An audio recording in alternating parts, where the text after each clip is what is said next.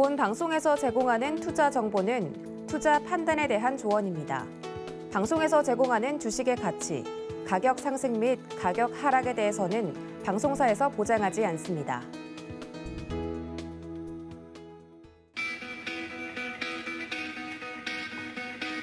안녕하세요. 고수익 작전 타임의 이수연입니다. 어제 양시장은 상승 마감에 성공했습니다. 상승 추세로 전환됐다기보다는 그동안의 하락폭을 만회하면서 기술적인 반등이 일어났다라고 해석해 볼 수 있겠습니다. 다만 좀 긍정적으로 바라볼 수 있는 점, 외국인들 순매수가 3거래일 연속으로 들어오고 있다는 점이죠. 이 추석 전 한 주는 굉장히 거래량도 없고 또 변동성도 좀 확대되는 그런 재미없는 시장이 흘러갈 거라고 예상을 했는데 역시나 우리 시장들 좀 박스권으로 하루 오르고 하루 내리는 그런 모습이 보여지고 있습니다. 또 조금 전에 마감된 뉴욕 3대 지수는 일제히 상승 마감에 성공했습니다. 오랜만에 3대 지수가 거의 1% 가까이 올랐고요. 또 JP모건에서 S&P 500 지수가 앞으로 더 상승할 것이라는 그런 긍정적인 리포트 내놓으면서 이 투자 심리가 좀 완화됐습니다. 또 경기 회복을 기대하는 투자 심리가 에너지 관련주로 쏠렸는데요. 어제 옥시덴탈 페트롤륨과 엑슨모빌 등등 에너지 관련 대표 종목들 6%대 급등 보였습니다. 오늘 우리 시장에서도 이런 경기 민감주들 상승 기대할 수 있을지 함께 지켜보도록 하고요. 오늘의 투자 작전 화면으로 만나보시죠. 네, 신승용의 작전 키워드 시간에서는 중국발 규제 리스크 그리고 미국의 의회 리스크에 대해서 다뤄보도록 하겠습니다. 우리 시장에 가장 영향을 크게 주는 두 가지 증시죠. 이 중국 증시와 뉴욕 증시인데 중국에서는 규제가 일어나고 있고 미국은 앞으로 하원 의회 개원을 앞두고 있습니다. 이에 따라서 어떻게 저희가 작전 세우면 좋을지 자세한 설명 들어보도록 하겠습니다. 허반석의 작전 리포트 시간, 이번 주는 코스닥 스몰캡 종목들 알아보고 있습니다. 오늘의 종목은 SNS텍이고요. EUV 확대, 국산화 수혜라고 나와 있습니다. 반도체를 만들 때 필수적으로 필요한 장비가 EUV인데요. SNS텍이 과연 이와 관련해서 어떠한 모멘텀 가지고 있는지 작전 리포트에서 체크해 보도록 하겠습니다.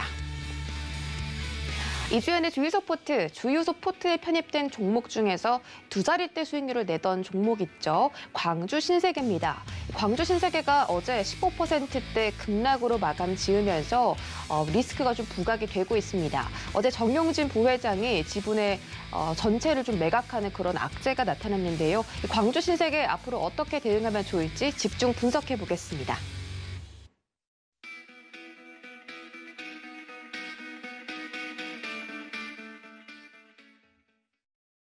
네, 신승용의 작전 키워드 시간으로 고수익 작전 타임 문을 열어보도록 하겠습니다. 브레인코리아 인베스트 신승용 대표와 함께합니다. 안녕하세요.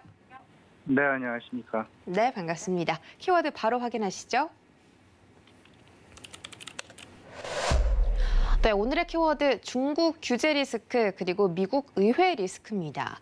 중국의 리스크와 미국의 리스크가 합쳐져서 우리 시장에 어떤 영향을 줄지 한번 체크해 보는 시간인데요. 최근에 중국발 규제가 굉장히 많았습니다.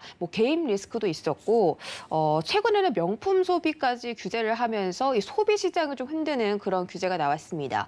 그리고 미국에서는 9월 20일 날 미국의 상하원 의회 개원 있다고 합니다. 이 바이든 정부가 사실 좀 민주당 쪽이기 때문에 기업들을 죽이는 그런 이슈 정책들이 좀 많이 내지 않았습니까? 최근에는 또 법인세 이야기가 나오면서 지난주와 이번 주 나스닥이 조금 하방 압력을 받는 모습도 보여줬습니다. 이런 이슈들 저희 어떻게 대응하면 좋을까요? 네, 우리 시청자는 다들 최근 물론 지난번 미국 시장 같은 경우 그 반등 양상 사실상 1%에 가까운 0.5%가 넘는 그런 상승 나오면서 좀 기대감 실질적으로 있는 것도 사실입니다만은 우리가 실질적으로 이제 대비해야 될 부분은 바로 다음 주 이번 주 이제 토요일부터 있을 추석 연휴 기간.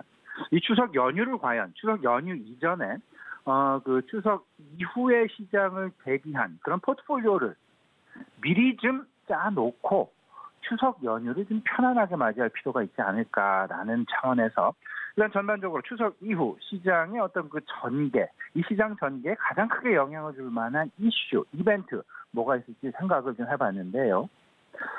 다들 알고 계시겠습니다만 중국에서는 최근 규제 리스크가 사실상 크게 작용을 하는 모습이었고 이 부분이 추석 연휴가 지나게 되면 실질적으로 미국의 의회, 소위 말하는 워싱턴 리스크라고도 할 수 있는데 미국의 의회 개헌에 따른 미국의 정책 리스크가 지금 현재 대기하고 있다라는 부분.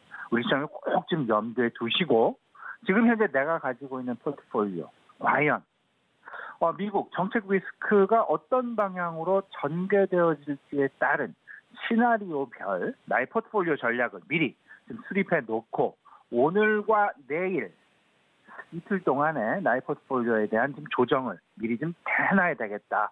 분명히 생각을 해놓을 필요 있어 보입니다.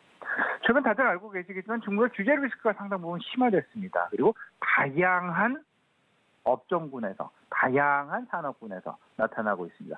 먼저 교육에서 시작을 했죠. 그러다가 온라인 게임, 그리고 연예계 규제, 여기에 더 나아가서 명품 소비까지도 제한하는, 이러면서 우리나라 화장품 기업들 과연 어떻게 해야 될까라는 그런 고민들까지 자아내게 만드는 그런 상황들이 아직 끝난 것은 아닙니다. 지금 현재도 진행형이다라고 보셔야 될 것 같고, 앞으로 계속돼서 빅테크와 관련된 종목군들에 대한 규제, 엔트그룹 다들 알고 계시죠? 탄센트도 마찬가지고 결국 백기투항을 하는 그런 모습을 나타나는 그런 상황들이 전개가 되셨는데, 이런 빅테크 규제들까지 결국은 지금 현재 민생, 소위 말해서 코로나 불안감, 코로나에 따른 양극화 현상이 사실상 시장 내에서 상당 부분 많이 나타나고 있습니다.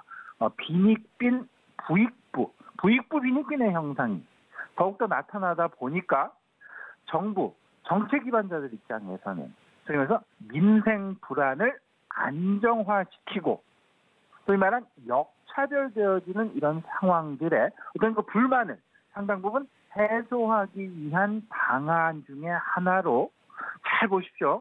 교육 규제, 온라인 게임, 연예계, 명품, 빅테크 모든 것들이 사실상 조금 좀 저소득층하고는 좀 거리가 먼, 교육도 어찌 보면 업종별 사실상 우리 흔히들 이야기를 하고 있죠.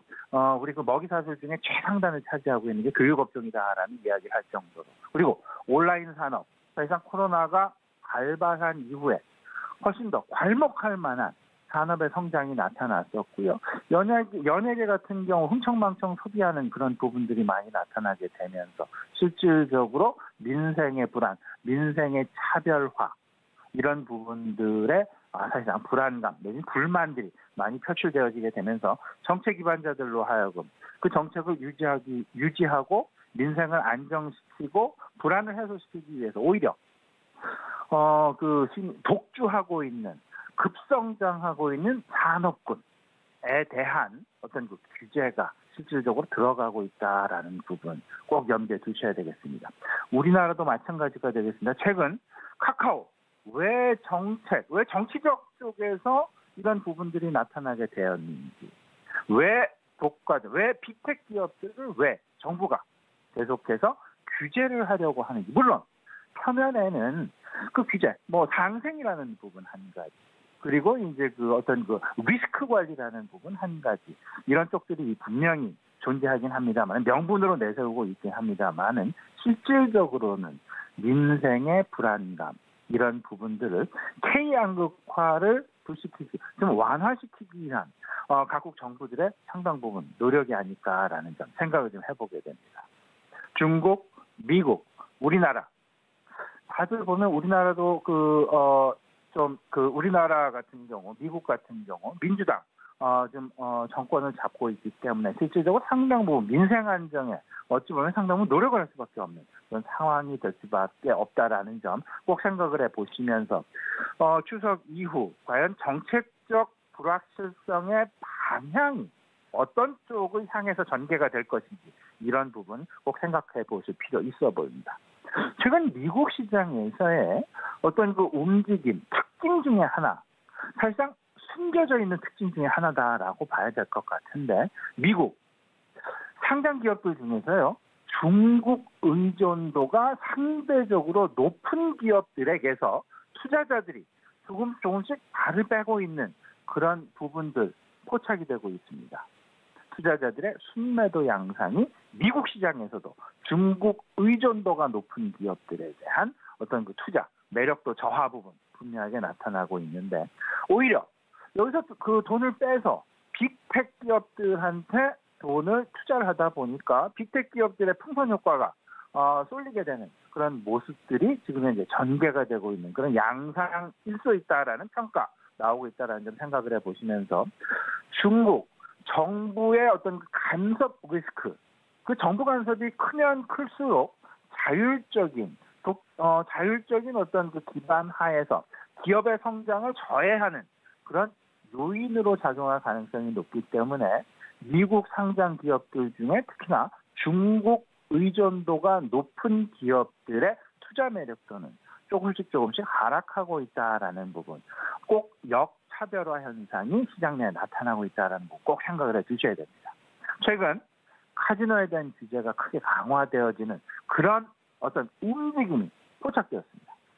그러다 보니까 마카오에 기반을 두고 있는, 그러면서 미국 라스베가스에서도 기반을 두고 있는 카지노 업체들, 그리고 레저, 호텔 업종들, 대표적으로 윈 리조트, 그리고 라스베가스 샌즈가 될 것 같은데 마카오의 매출 비중이 40%, 50%가 넘는 기업들, 중국의 마카오에 대한 카지노 산업에 대한 규제 가능성 조금씩 높아지게 되면서 그저께는 동기업들이 한 10% 가까이 급락을 했었고요. 어제 같은 경우에도 장 초반 또다시 추가 10% 급락 이후에 다시금 조금 좀 하락폭이 만회가 되면서 한 1%에서 3%대 어떤 그 하락 마감으로 여전히 미국 증시는 상승을 했습니다. 하지만 이런 중국 의존도가 높은 기업들의 추가 하락은 지속되었다. 물론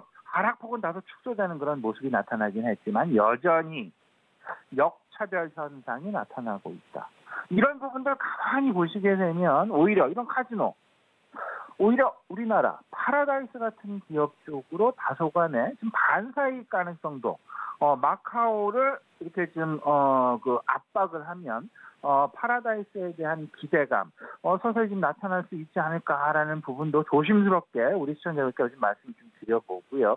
이런 부분들이 지금 미국 시장에서 나타나고 있다라는 점, 이런 행간, 이런 그 숨겨져 있는 이런 부분들 꼭 포착을 하시고, 최근 나타나고 있는 이런 규제 리스크가 오늘 내일 끝날 일은 분명히 아니다라는 점. 아마도 추석 연휴가 지난 이후 전반적인 글로벌 시장 내에 계속해서 잔존할 수밖에 없는 리스크 중에 하나가 될 것이다라는 점 꼭 염두에 두셔야 될 것입니다. 또 하나, 추석 연휴 기간 중에 미국의 이제 그 하원 상원 의회가 개원이 됩니다. 9월 20일로 예정이 되어 있는데요.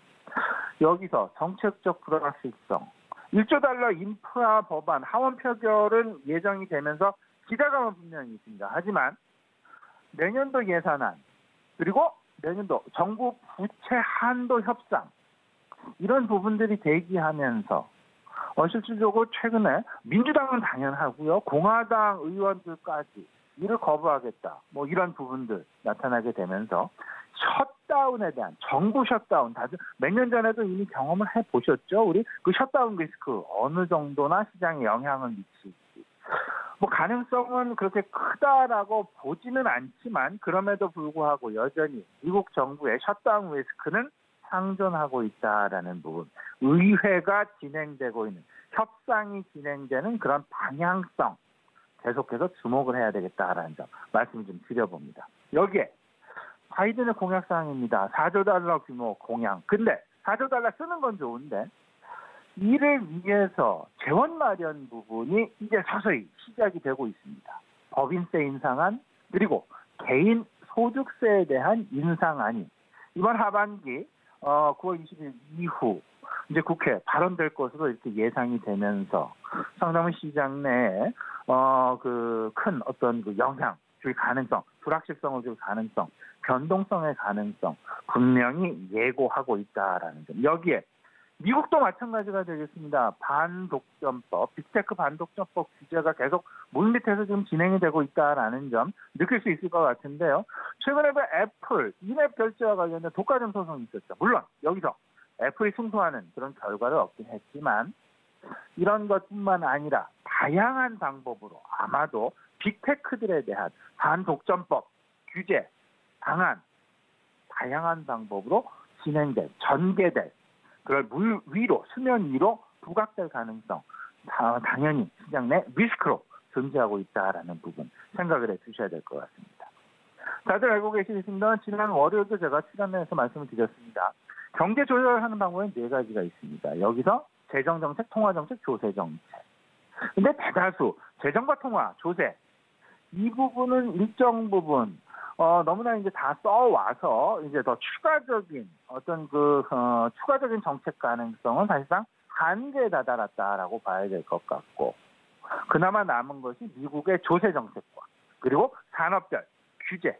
과연 어떤 산업은 정부가 장려를 하고 어떤 산업은 정부가 규제를 할 것인지, 이런 부분들 강화하는 부분, 규제를 강화하는 업종에는 우리나라 플랫폼, 빅텍 독과점 이런 부분을 예로 들 수 있을 것 같고요. 완화하는 업종, 부동산과 은행 업종의 상당 부분 완화의 방향성을 이어가고 있다라는 부분.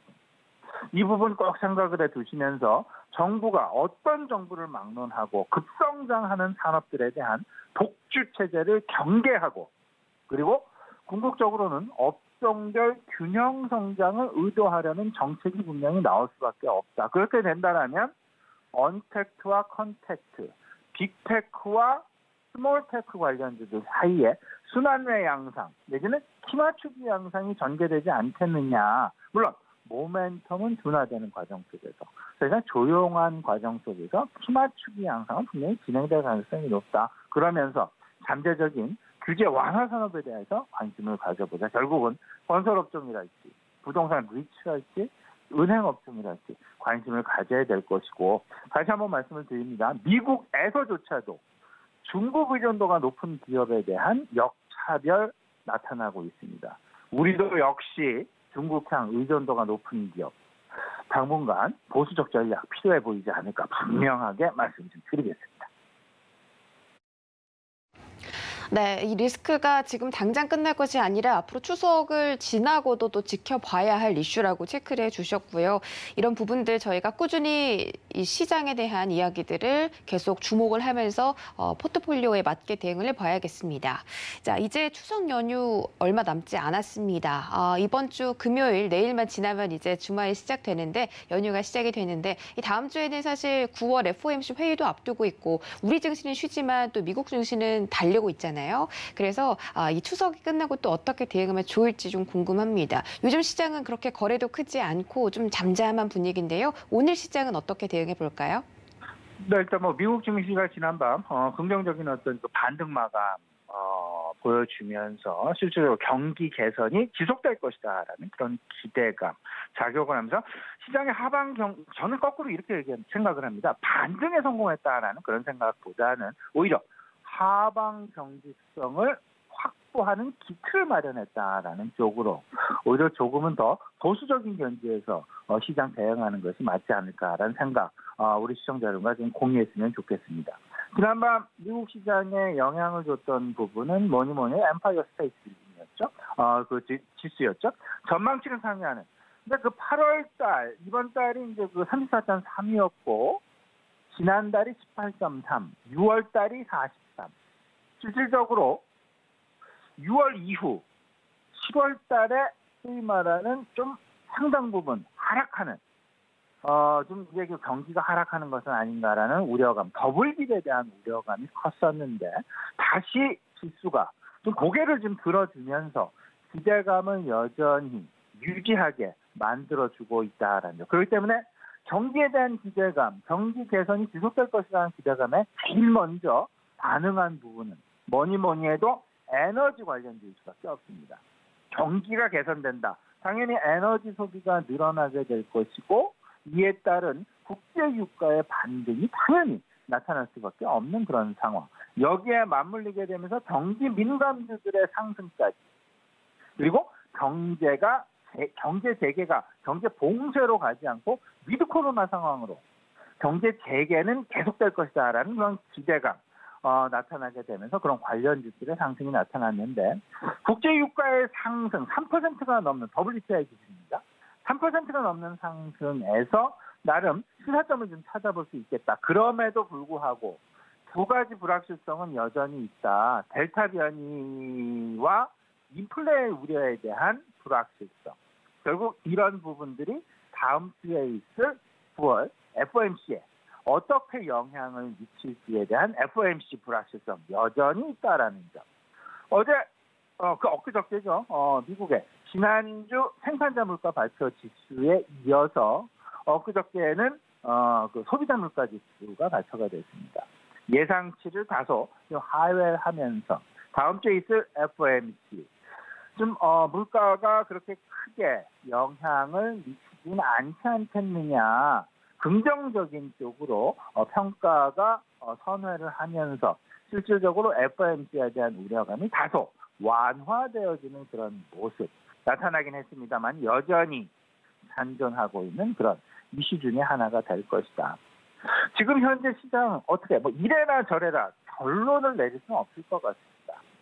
상황은 항상 5가지 이슈별로 차별화가 지속된다라고 보셔야 될 것 같은데 유동성 이슈가 분명히 있고 델타 변이 확산 지속에 대한 이슈가 있고 여기에 백신 소극과 백신 불균형 결국은 신흥국과 선진국 간의 차별화 그리고 G2 정책 불확실성 앞서서 말씀을 드렸던 중국발 규제 리스크 미국에서도 빅텍 규제가 지금 진행이 되고 그다음에 법인세 인상과 소득세 인상 그리고 정부 부채 한도와 관련된 불확실성 리스크가 여전히 잔존하고 있다라는 부분들 생각을 해보셔야 될 것 같고요.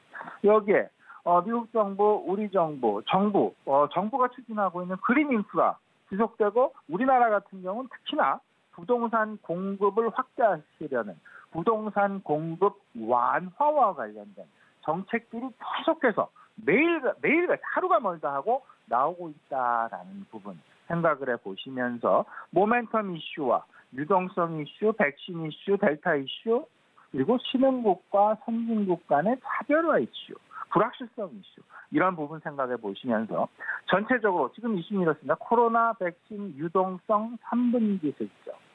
우리가 잠시 3분기 실적을 조금씩 잊고 살지 않았나라는 그런 생각 가져보게 됩니다.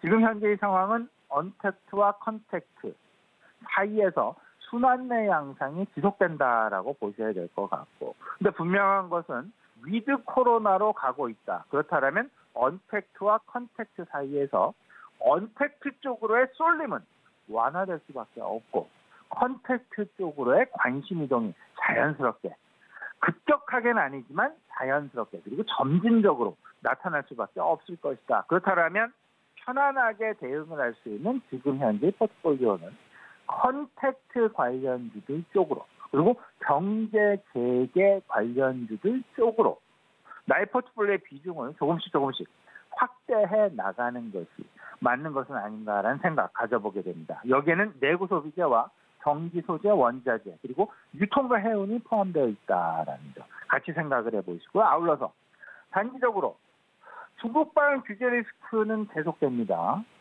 지금 아직까지도 현재 진행형이다라는 점. 일단 중국향 의존도가 높은 기업들 다소간 좀 보수적인 전략 필요해 보이지 않을까 말씀드리고요. 오히려 이런 부분들을 미국향, 선진국향, 소비 관련주, 경기 관련주들에 대한 관심으로 그 무게중심을 이동시켜 놓는 것이 좀 편안한 나의 포트폴리오를 꾸려나가는 그런 해안이 되지 않을까 말씀드립니다. 네, 오늘 시장 대응 작전까지 세워드렸습니다. 지금까지 브레인코리아 인베스트 신승용 대표와 함께했습니다. 고맙습니다.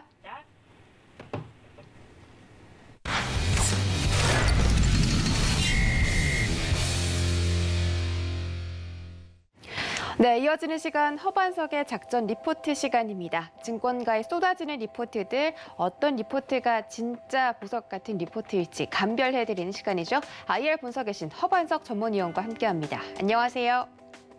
네, 안녕하세요. 네, 반갑습니다. 오늘 어떤 종목일지 바로 확인해 볼게요. 네, 오늘의 종목은 SNS텍입니다. 자, 이번 주 코스닥 스몰캡 업종들 종목들 살펴보고 있는데요. BH에 이어서 SNS텍까지 들고 와 주셨습니다. 반도체 시장에서 꼭 필요한 장비인 EUV에 대해서 이 국산화 수혜를 받을 거라는 그런 이슈를 좀 들고 와 주셨는데 SNS텍 어떤 모멘텀인지 자세하게 분석 부탁드릴게요. 네, 이번 주는 코스닥 스몰캡 리포트를 살펴보고 있습니다. 그리고 조금 작전 리포트에서도 다루었었지만 아직까지 주가의 상승이 나오지 않았던, 그래서 당장의 주가가 확실하게 오릅니다라는 말씀보다는 이쯤 되면 하반기보다 그 이후를 바라보시면서 코스닥 기업들 중에서는 어떤 기업들을 살펴보는 게 좋을까라는 취지로 코스닥 하반기 스몰캡을 좀 짚어드리고 있다라고 다시 말씀을 드리고 싶고요. 오늘은 SNS텍이라는 기업을 말씀을 드릴 텐데요. 6월 28일 KTB투자증권, 7월 16일 하나금융투자, 그리고 9월 14일 신한금융투자에서 발간된 리포트를 살펴볼 거고요. 그리고 SNS텍에서 발간한 IR 자료를 살펴보면요. 6월 29일자 IR 자료에 포토 마스크 그리고 블랭크 마스크에 대한 이야기가 설명이 되어 있습니다. 이 부분으로 조금 블랭크 마스크와 포토 마스크에 대해서 말씀을 드렸었죠. 2001년 설립된 반도체 디스플레이 블랭크 마스크 제조 판매 기업입니다. 그 당시에는 국내 유일의 블랭크 마스크 제조사였습니다. 블랭크 마스크라는 것은 노광 장치, 결국엔 반도체 회로를 빛에 비추어서 새기는데 그 장치에 들어가는 블랭크 마스크, 포토 마스크의 핵심 원재료다라고 보시면 좋겠습니다. 이 포토 마스크가 사이에 노광 장치 사이에 들어가게 되고 거기서부터 빛을 투과하게 되면 그 반도체 소자의 반도체 기판 위에 이렇게 웨이퍼의 회로가 새겨진다라고 이해를 하시면 좋은데요. 이 포토 마스크를 제조하는 원재료가 블랭크 마스크다. 블랭크 마스크, 이 단어에서도 마찬가지로 포토 마스크를 만들 때에 비어있는 설계도를 그릴 수 있는 원판이라고 조금 생각을 해보시면 좋을 것 같습니다. 그래서 이 블랭크 마스크에다가 회로를 새겨넣은 마스크는 이제 포토 마스크가 되고, 포토 마스크를 노광 장치에 넣어서 웨이퍼에 반도체 회로를 그려넣게 된다라고 이해를 해보시겠습니다. 포토 마스크는 블랭크 마스크를 사용해서 반도체 웨이퍼나 그리고 LCD 등 패턴을 형상화한 마스크는 포토 마스크다. 그리고 그 원재료가 블랭크 마스크다. 여러 번 말씀을 드렸습니다. 이 블랭크 마스크가 일본 시장 점유율이 80%를 넘어가고 있습니다. 국산화가 좀 시급한 모습이고요. 오늘 말씀드리는 SNS텍 다시 한번 가지고 나온 이유는 삼성전자와 SK하이닉스 모두 다 EUV 노광 장비 도입이 확대되고 있다라는 부분이죠. EUV에서는 필수적으로 이 포토 마스크가 필요한데 EUV는 확대되고 있으나 그 모든 재료들이 아직까지는 해외에서 들여오고 있다. 국산화가 그래서 시급하다라고 보시면 좋을 것 같습니다. 삼성전자와 SK하이닉스 모두 다 EUV 장비 도입을 확대하고 있는 모습이고요. 삼성전자는 20년도 D램과 낸드 128단 생산을 본격화하면서 이 EUV 공정도 확대해 나가고 있는 모습입니다. 결국 반도체는 미세화할수록 기술력이 좋다. 몇 단을 쌓았느냐, 그리고 몇 나노미터까지 줄어들었느냐, 이 부분들이 기술력의 척도라고 볼 수 있는데요. 그 기술력을 구현하기 위해서는 이 EUV 장비가 절대적으로 필요하다. 그리고 EUV 장비에 기본적으로 들어가는 재료가 포토마스크, 블랭크 마스크다라고 이해를 해보시면 좋을 것 같습니다. 삼성전자가 22년도까지 적어도 이 EUV 장비를 대회비이지만 추정하기로는 12대에서 13대까지 추가 구매가 필요할 것으로 전망이 되고 있습니다. 이 EUV 장비 구입 및 유지 보수에만 연간 7조 원에서 8조 원의 캐펙스 투자가 필요할 것으로 보여지고 있고요. 또 SK하이닉스는 EUV 장비 각각 미세 공정에 필수적으로 활용을 하고 있습니다. EUV 도입에 있어서 실익이 이마만큼 큰 캐펙스 투자가 필요하기 때문에 고민을 하는 모습이지만 EUV 조기에 도입을 해서 경험을 축적하고 수율을 높이고 기술력도 높여간다면 앞으로 가야만 하는 길이다라고 결론을 내린 것 같습니다. 수치 및 공정에 있어서는 조금 더 설명을 드려야 될 것 같은데요. 최근 D램 하면 10나노미터, 10나노밀리미터 이런 이야기들을 좀 이해를 하고 언론을 통해서도 보실 텐데요. 이제는 이 10나노밀리미터 이하에서는 이제는 뭐 더 수치화하기도 어렵고 수치화를 해봤자 전략적인 그런 기밀들이 유출될 수 있다라는 표현에 의해서 이제 10나노밀리미터 이하는 1X 나노미터, 1Y 나노미터, 1Z 나노미터 이렇게 X, Y, Z를 붙여서 명칭을 부여하고 있다. 그래서 앞으로 뭔가 언론을 통해서 나노미터는 알겠는데 X 나노미터, Z 나노미터는 뭘까라고 너무 고민하지 마시고 3세대는 1Z 나노미터, 10나노미터급 제품으로 통칭을 하고 있구나라고 이해를 해보시면 좋을 것 같습니다. 이제 기업에 대해서 조금 더 말씀을 드리면요. 공장 가동률은 상반기 단기 보고서 기준으로 78% 나오고 있고요. 매출액 기준으로 살펴본다면 1분기는 247억 원의 매출액, 31억 원의 영업이익, 전년 동기 수준으로 회복세 이어가고 있고요. 중국 세트업계 자국산 패널 채택 비중이 높아서 앞으로 중국 디스플레이 매출 확대 쪽으로도 매출이 조금 수혜가 있지 않을까라는 이야기들은 나오고 있습니다. 올해 총 매출액을 본다면 1,050억 원, 그리고 총 영업이익은 150억 원, 반도체 부분이 35% 전년 대비 증가율을 보일 것으로 전망되고 있고요. 디스플레이 부문은 전년 대비 10%의 성장이 전망되고 있습니다. 반도체 경우 유일한 블랭크 마스크 업체로서 삼성전자의 EUV 노광 장비 확대에 따라서 매출 확대가 그리고 점유율 확대가 앞으로도 기대가 되는 부분이다라고 SNS텍 보시면 좋을 것 같습니다. SNS텍의 모멘텀 체크를 한다면 여지없이 삼성전자나 SK하이닉스의 EUV 노광 장비의 확대겠죠. 도입 확대겠죠. 그래서 EUV 관련 협력사의 기술력만 앞으로 뒷받침된다면 수주 물량 증가는 당연한 길이 아닐까라고 전망을 하고 있습니다. 삼성전자도 그에 따라서 3자 배당 유상증자를 통해서 SNS텍 지분 8%를 취득을 했습니다. 삼성전자가 지분을 취득할 당시 단가가 38,420원이다라고 참고를 해보시면 삼성전자 단가보다 조금 싸게, 많이 싸게 우리는 투자할 수 있지 않을까라고 생각을 해보시면 좋을 것 같고요. 이 SNS텍의 부채 비율이 2에 따라서 17년도 54%에서 21년도 상반기 기준으로 15% 내외까지 낮아졌다. 그리고 유보율도 17년도 694%에서 21년도 1500%까지 상승했다라고 보시면 좋을 것 같습니다. 이제 SNS텍의 가장 최신 리포트입니다. 신한금융투자에서 9월 14일 발간된 리포트인데요. 여전히 포토마스크의 원재료인 블랭크 마스크에 대한 기대감 여전하고요. 그리고 고객사의 지분투자, 삼성전자의 지분투자 이야기 나오고 있습니다. 앞으로 모멘텀을 체크해보자면 EUV 장비 도입과 관련해서 국산화가 이루어진다라고 한다면 결국 수혜의 핵심에는 SNS텍이 있을 것이다 라고 이해를 해보시고요.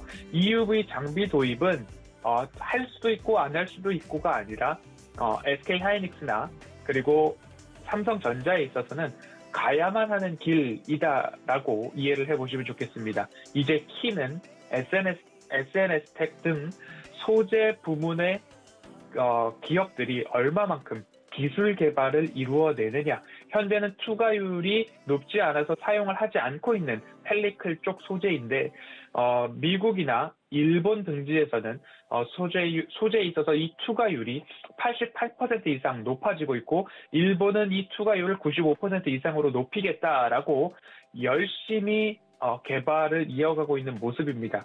우리나라 기업들도 국산화하면 하겠다 하면 이루어 온 모습들이 지금까지의 전력입니다. 그렇기 때문에 이 EUV 공정에 꼭 필요한 블랭크 마스크 기술 개발에 있어서도 소부장 국산화에 이어서 블랭크 마스크 국산화도 또한 이루어질 것으로 응원의 마음을 좀 담아볼 수 있을 것 같습니다.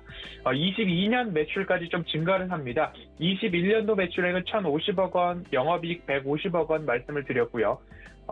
21년도 매출액도 전년 대비 매출액은 20% 성장, 영업이익도 33% 성장이 전망되고 있고요. 22년도 매출액도 매출액은 1,210억 원, 전년 대비 19% 이상, 거의 20%에 가까운 성장률이죠. 영업이익도 165억 원으로 전년 대비 26% 이상, 결국 21년도, 22년도까지 두 자릿수의 영업이익과 매출액 성장성이 강하게 전망되는 기업 중에 하나가 SNS텍이다라고 정리를 해보도록 하겠습니다. 그리고 차트를 살짝 보면요.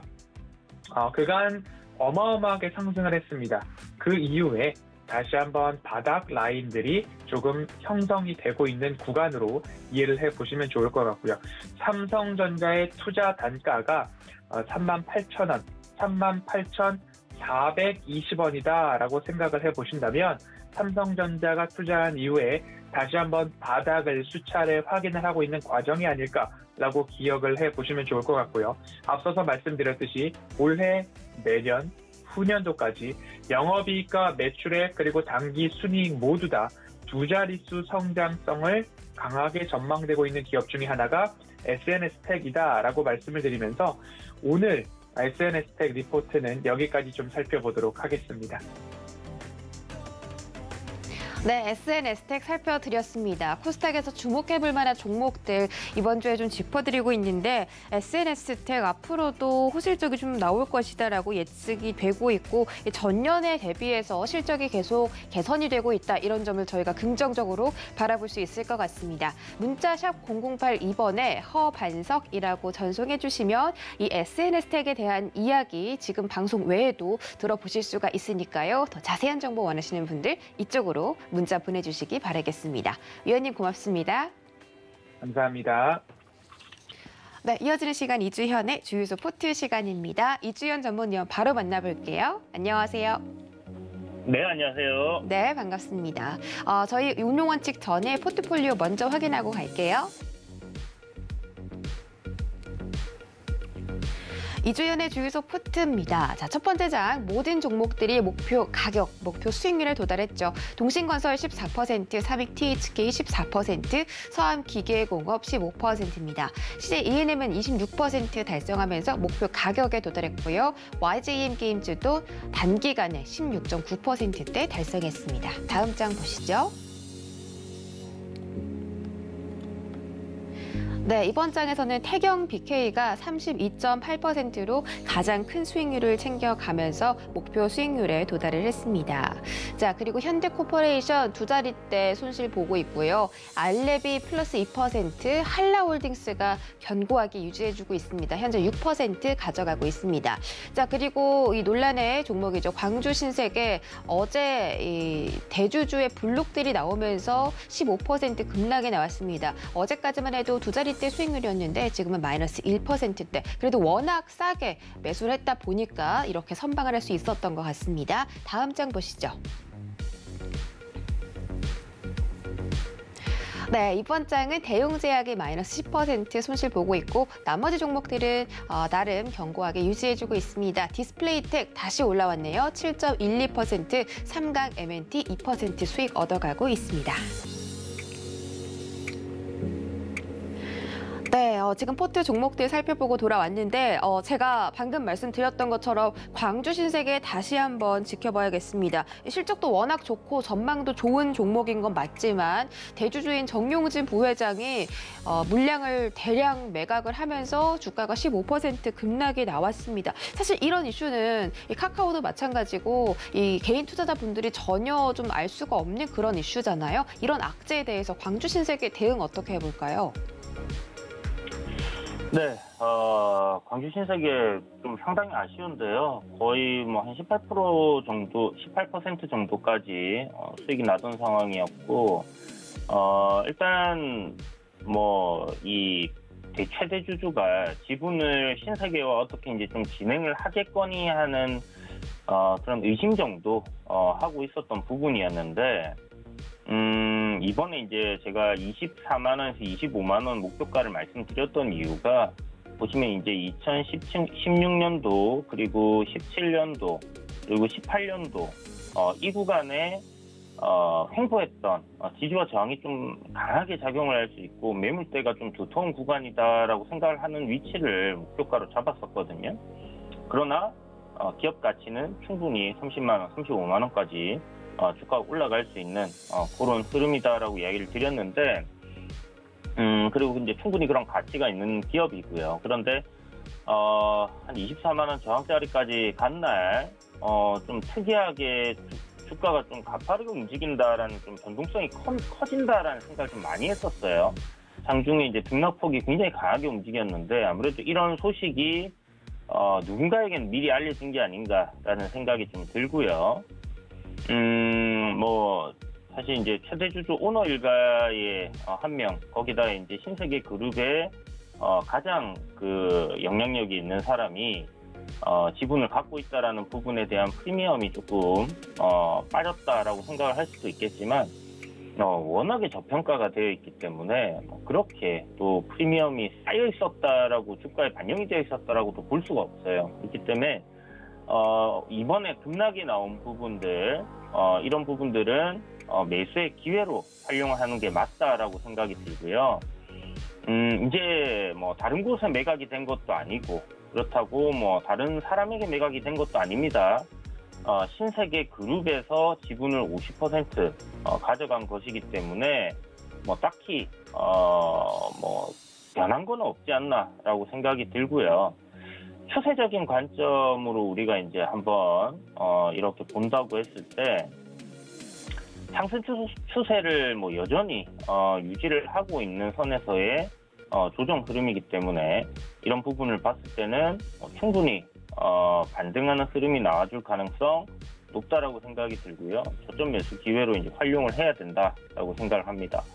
앞서 말씀드렸다시피 이제 광주 신세계 같은 경우 이제 실적이 굉장히 괜찮다, 굉장히 좋은 알짜 기업이다라고 이야기를 드렸는데,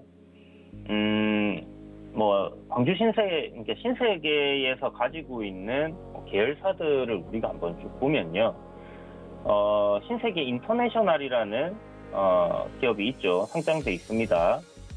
주가가 지금 신세계 인터내셔널 한번 보면 이제 계열사들인데 매출에서는 분명히 이제 뭐 확연하게 좀 차이가 많이 납니다만은 신세계 인터내셔널은 영업이익이 400억이 조금 넘어가요. 2020년도 결산 기준으로요. 그리고 이제 뭐 상장은 안 돼 있지만 뭐 신세계 뭐 사이먼 840억, 그리고 뭐 신세계 센트럴시티 하면 380억 정도 됩니다. 광주 신세계 영업이익이 480억이에요. 그러니까 지금 신세계 인터내셔널 같은 경우는 매출이 뭐 1조대가 넘어가는데 영업이익이 400억이 나온다. 그러니까 뭐 많이 팔아서 400억이 남는다라고 생각을 한다면, 광주 신세계 같은 경우는 실질적으로 실적을 우리가 다시 한번 보게 되면 한 1,500억 정도의 뭐 매출이 나옵니다. 그 중에서 한 500억 정도의 영업이익을 내고 있기 때문에 실적만 놓고 봤을 때는 굉장히 알짜 기업이다라고 볼 수 있는 부분이고요. 그렇다면 부채 비율도 낮고 뭐 자본 대비해서 지금 2배 정도 저평가되어 있고 영업이익률이 30에서 40%를 왔다 갔다 하는 기업이라면 못 살 이유가 없지 않나라는 생각이 들고요. 사실 지금 지분이 신세계에서 이제 뭐 요번에 50% 취득하면서 60% 이상의 뭐 이제 그 주식을 지분율을 가지게 됐는데, 이게 이제 뭐 배당을 그렇게 많이 하거나 그러진 않을 것 같습니다. 그동안 꾸준히 배당을 해오긴 했는데, 요거는 이제 조금 더 지켜봐야 되겠지만, 자회사 편입됐기 때문에, 알짜 기업에서의 배당 성향을 좀 높일 수도 있지 않겠나라는 생각도 듭니다. 많은, 일단, 요거는 한번 지켜봐야 될 문제고, 어찌됐든, 배당도 꾸준하게 주는 기업이고요. 저 PBR에, 영업이익률이 40% 가까이 되는, 기업을 찾기란 그렇게 쉽지가 않습니다. 그래서, 광주 신세계, 단기적인 이런 악재라면 악재일 수도 있는데, 주가는 일단 악재로 받아들였어요. 그렇기 때문에 급락이 나온 것이고요. 어저께 이제 급락이 나왔을 때 우리가 수급 상황을 한번 살펴보게 되면, 14일 날에, 급락 나왔을 때, 보시면 이제 기타 법인이 2,280억 정도의 순매수를 기록을 했는데, 이게 아마 그 신세계에서 매수한 물량일 거고, 개인이 이제 매도한 물량 이렇게 잡혔습니다. 어저께가 이제 중요하겠죠. 급락이 나오는 시점에 누가 샀나 이렇게 봤더니 사모펀드에서 들어왔고, 투신에서 들어왔습니다. 한마디로 이제 기관에서 좀 강하게 매수를 해줬고요. 외국인과 개인들은 좀 매도세를 보여줬는데, 아무래도 기관들에서는 저점 매수 기회로 활용을 하기 위한 접근이 아니었을까라는 생각이 들고요. 121 이평선을 지금 하단에 깔고 있는 그런 상황입니다. 그래서 오늘 만약 추가적으로 조정이 더 나온다고 하면 저는 비중을 좀 더 담아도 괜찮은 위치다라고 생각을 하기 때문에, 이런 구간에서 매수를 해두고 한번 기다려 보신다면, 현재 이제 포스트 코로나라든지 항공주들, 여행주들 글로벌적으로 상승 흐름이 나오고 있는 부분이고요. 백화점이라든지 이제 이 서비스업 관련된 기업들도 굉장히 좀 괜찮은 그런 모습들을 보여주고 있습니다. 사실 광주 신세계는 코로나19가 왔다고 해서 매출이나 영업이익에서 큰 타격이 있었냐 하면 그런 것도 아니었어요. 굉장히 무난하게 잘 지나가는 것 같고, 3분기 실적 또 괜찮게 나올 거고요. 4분기 실적도 꾸준하게 기존에 하던 사업을 잘 영위해 나갈 거니까, 그런 관점으로 여러분들이 접근을 해서 저점 매수를 해두시고, 기업의 가치, 그런 부분만 생각하셔가지고 몰고 가시면 좋을 것 같습니다. 단기 급락 나왔기 때문에 내려가는 힘이, 지금 보신 것처럼 거래량 나오고 음봉이 나왔기 때문에 내려가는 힘이 강하다라고 생각할 수 있기 때문에 이게 조금 더 이어질 수는 있습니다. 그러나 크게 큰 폭의 하락이 나올 것 같지는 않고요. 앞에 이제 전저점 구간 18만 5천 원이나 19만 원 정도에서 매수를 할 수 있다면 가장 좋을 것 같고, 근데 오늘 저는 반등이 좀 잡힐 것 같습니다. 반등 잡혔다가 아랫꼬리를 조금 다는 그런 그림이 나올 수도 있는데, 어제 저점을 이탈하는 그림이 나온다. 그렇다면 조로의 매수 기회가 된다라고 생각하시면 될 것 같습니다. 19만 5천 원이었는데 이 하단 자리부터는 분할로 여러분들이 좀 아무 걱정 없이 담아갈 수 있는 그런 위치가 될 거니까, 그런 부분 참고하시고 접근을 좀 해보시면 괜찮을 거고요. 전체적으로 봤을 때 지금 24만 원이라는 목표가를 제가 제시해 드렸을 때, 이러한 이제 지지와 저항이 쭉 연장선 상에서 있었기 때문에 이제 이렇게 드렸거든요. 한번 이렇게 이제 주봉을 보면 좀 더 명확하게 나오고요. 그리고 월봉을 보면 더 명확하게 나옵니다. 굉장히 저항 구간으로 강하게 작용을 할 수 있는 위치인데, 결국은 실적 때문에 이제 올라갈 거다 생각을 하지만, 평소에 이렇게 이제 거래 대금이 막 강하게 붙으면서 주가 탄력적으로 움직였던 종목은 아니었기 때문에, 이게 바로 이 구간을 돌파를 하는 흐름으로 이어질 거다라고는 보기 좀 어려워요. 그렇지만 천천히 다시 한 번 더 방향성은 상승으로 잡고 있기 때문에 24만 원 매물대를 도전을 할 것이고요. 다음번 도전 이후에 거래량 나오면서 돌파를 해준다고 하면 굉장히 강한 흐름으로 30만 원, 35만 원까지도 이어져 갈 수 있는 그런 주가 흐름이니까, 저점 매수의 기회로 크게 걱정하실 필요 없이 접근하시면 좋겠습니다. 네, 18만 5천 원에서 19만 원 사이에 매수를 할 수도 있다라고 말씀해 주셨고, 만약에 오늘의 저점을 다시 한번 이탈한다면 더 좋은 저가 매수의 기회가 올 것이다라고 언급을 해주셨습니다. 자, 샵 0082번으로 이주현이라고 보내주시면 이런 이야기들 들어보실 수 있습니다. 네, 위원님 오늘 분석 고맙습니다. 네, 감사합니다. 네, 1시간 동안 고수익 작전 타임에서 전략들 챙겨드렸는데 많은 도움 되셨길 바라겠고요. 추석 전 마지막 목요일장 순간 포착 매매 시그널과 함께 보시기 바라겠습니다. 저희 잠시 뒤에 돌아올게요. 고맙습니다.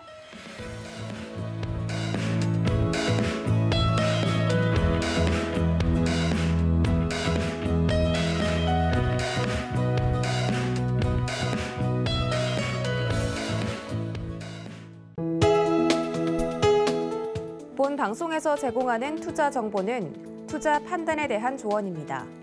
방송에서 제공하는 주식의 가치, 가격 상승 및 가격 하락에 대해서는 방송사에서 보장하지 않습니다.